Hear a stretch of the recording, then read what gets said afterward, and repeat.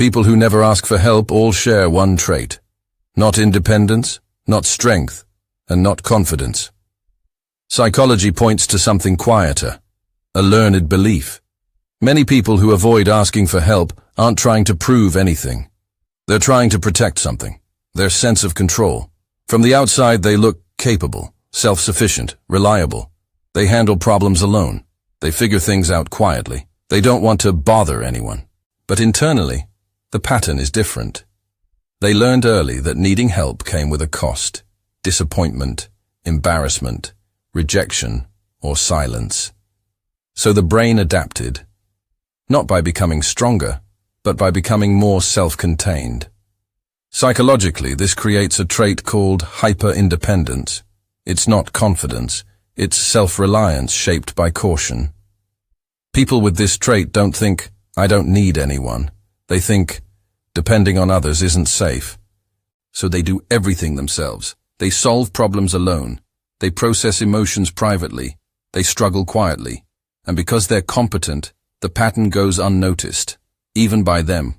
They don't ask for help because asking feels risky. What if I'm judged? What if I'm seen as weak? What if I'm disappointed again? So instead of reaching out, they overfunction. They prepare more. They think longer. They carry more than they should. And over time, this becomes identity. I'm the one who handles things. I don't need help. I've got it. But here's the psychological cost. When you never ask for help, you don't just avoid dependence. You also avoid connection. Help isn't only about solving problems. It's how trust is built, how bonds deepen, how relationships move from surface level to real.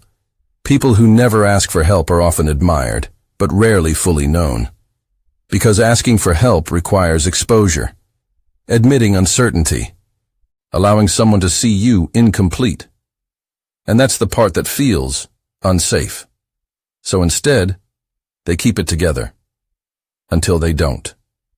Burnout shows up quietly. Resentment builds unnoticed. Loneliness hides behind capability.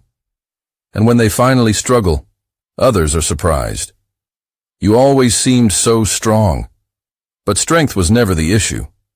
The trait they share isn't independence. It's emotional self-containment. A belief that relying on yourself is safer than risking disappointment. And this trait once served a purpose. It protected them. It helped them adapt. It gave them stability when support wasn't reliable. But what protected them then can limit them now. Because adulthood requires something different. Not constant independence, but selective vulnerability. The ability to choose when, where, and with whom to ask for help. This doesn't mean oversharing. It doesn't mean losing autonomy. It means recognizing that needing help isn't a failure. It's a signal of trust. And trust isn't weakness. It's relational strength. The shift begins with one question. Am I not asking for help because I don't need it, or because I learned it wasn't safe to ask? That awareness creates space, and space creates choice. You don't have to carry everything alone. You just learned how to. If this felt uncomfortably accurate, it's not coincidence. It means you're recognizing a pattern most people never question. If you want more psychology breakdowns like this, subtle traits, hidden behaviors, and the reasons behind them, subscribe to the channel. And if this resonated, comment below. What's one situation where you could have asked for help, but didn't? That reflection is often where the pattern starts to loosen.